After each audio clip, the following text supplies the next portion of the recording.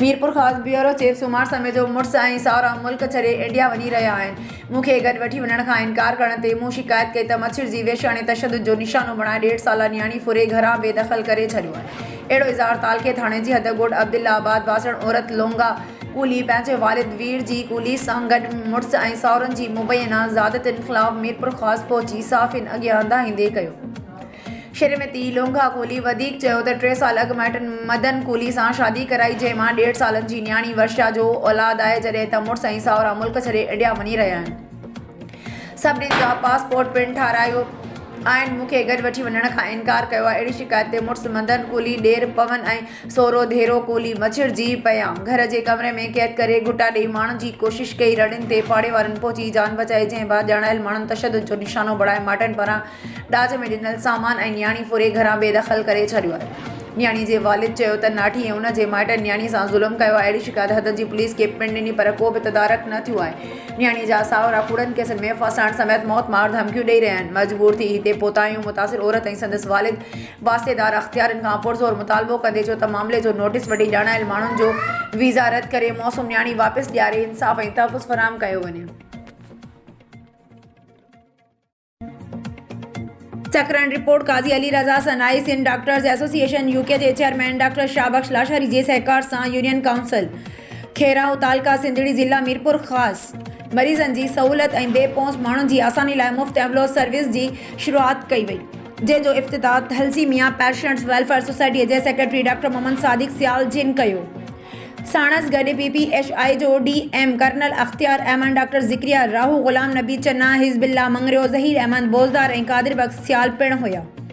इफ़्तिताह करण बैदि डॉक्टर मोहम्मद सादिक सियाल ॻाल्हाईंदे चयो त डॉक्टर शाहबख्श लाशारी खैरू लहणे जंहिं धरती मां जी थञ मल्हाई आहे, जंहिं महसूस कयो त जंहिं नंढे ॻोठ मां पढ़ी हू लंडन ताईं पहुतो त उन ॻोठ जे ॿारनि समेत हर माण्हूअ जी परघोर लहां, जंहिंजो मिसाल हिते जे माण्हुनि खे एम्बुलेंस जी मुफ़्त सहूलियत ॾियणु आहे। डॉक्टर मोहम्मद सादिक सियाल उहो बि ॿुधायो त असां इफ़्तिताह खां अॻु गवर्नमेंट प्राइमरी स्कूल शाहबख्श लाशारीअ जो पिण दौरो कयो, जिते सिंध डॉक्टर्स एसोसिएशन लंडन जे सहकार सां ॿारनि खे कंप्यूटर, किताब, ड्रेस, थेला मुफ़्त फ़राहम कया वेंदा आहिनि, जॾहिं त मुफ़्त हफ़्ते में 2 खां 3 ॾींहं लंच पिण करायो वेंदो आहे, जेका पिण कमाल जी ख़िदमत आहे। असीं ॿाहिरें मुल्क में जेकी बि सरहदी वारा सिंधी रहनि था उन्हनि खे अपील कंदासीं त हू बि डॉक्टर शाहबख्श लाशारी जी पंहिंजी धरतीअ जे ॿियनि ॻोठ जी ख़िदमत कनि ऐं उन मौक़े ते डॉक्टर मोहम्मद सादिक सियाल स्कूल जी शागिर्दाणी ऐं शागिर्दनि खां पढ़ाई बाबति सवाल जवाब पिण कया, जंहिं ते इत्मीनान जो इज़हार कयो वियो। स्कूल जे दौरे ऐं एम्बुलेंस जी इफ़्तिताही तक़रीब में लाशारी बिरादरी जे नौजवाननि अब्दुल अज़ीज़, अब्दुल समद, अब्दुल नबी, अली असगर, मोहम्मद अली, आफ्ताब अली, मोहम्मद याकूब ऐं नसरुल्लाह लाशारी आयल महिमाननि जो आदर भा करे इंतज़ाम संभालिया।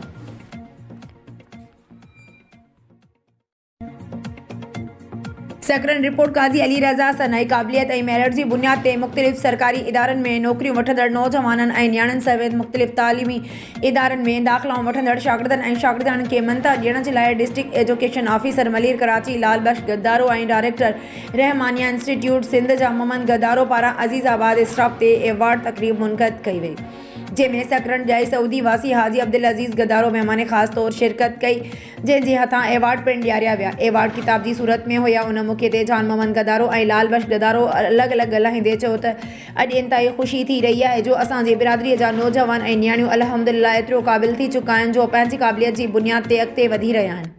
हिननि चयो त तालीम घणो आहे कुझु पर सभु कुझु नाहे, धन दौलत घणो कुझु आहे पर सभु कुझु नाहे। तालीम ऐं पैसे सां नौकरियूं वठी सघजनि थियूं, हुकुमरानी बि वठी सघिजे थी, पर असल में इंसानियत हासिलु करणु ज़रूरी आहे, जेका तालीम सां गॾु तरबियत सां मिलंदी आहे। उन करे असांजी कोशिशि आहे त तालीम सां गॾु तरबियत खे लाज़मी जुज़ सम्झियो वञे। हिननि वधीक चयो त उहा बि कोशिशि हुअणु घुरिजे त दुनियावी तालीम सां दीनी तालीम बि हुअणु घुरिजे, जंहिंखां सवाइ इंसानु अधूरो आहे। महिमान ख़ासि हाजी अब्दुल अज़ीज़ गद्दारो ॻाल्हाईंदे चयो त डिघे अरसे खां पोइ पंहिंजे वतन अचणु थियो आहे ऐं हिन प्रोग्राम में गद्दारा बिरादरी में एतिरी क़ाबिलियत ॾिसी ख़ुशी बि थी रही आहे।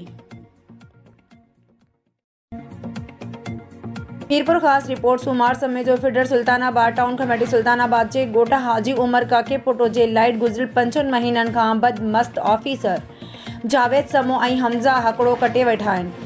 इएं सभु मीटर बि लाहे खणी विया आहिनि, जंहिंजो बिल पोइ बि अचे पियो। ॿी सूरत में असां सां को बि तामुन करण लाइ तयारु नाहिनि।